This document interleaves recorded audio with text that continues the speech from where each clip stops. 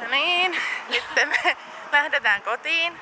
Kävelään bussiasemalle päin, koska meillä on matkaa täältä keskustasta joku ehkä 20 kilsaa ainakin tonne Roosiin. En tiedä meidän osoitetta edes. Mutta tosiaan, hei, onks tos... Ei, toi ei oo.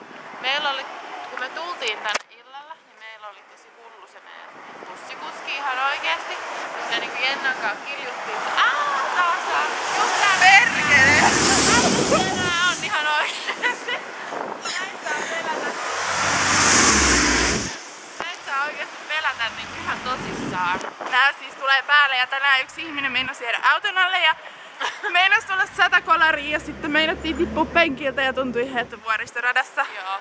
Ja tänään päivällä, kun me jotain Jennan kanssa kommentoitiin, niin sit se yksi mies meidän takanakin kommentoi jotain, niin että se taisi... Niin, että täällä paikallisetkin ajattelee, että on ihan hullua. Niin, että tosiaan tää on vissiin. Mutta tässä on nyt tää bussiasema.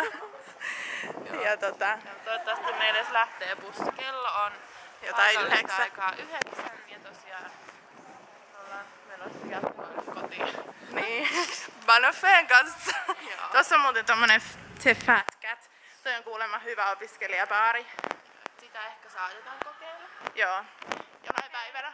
Hei Stan! Moi moi!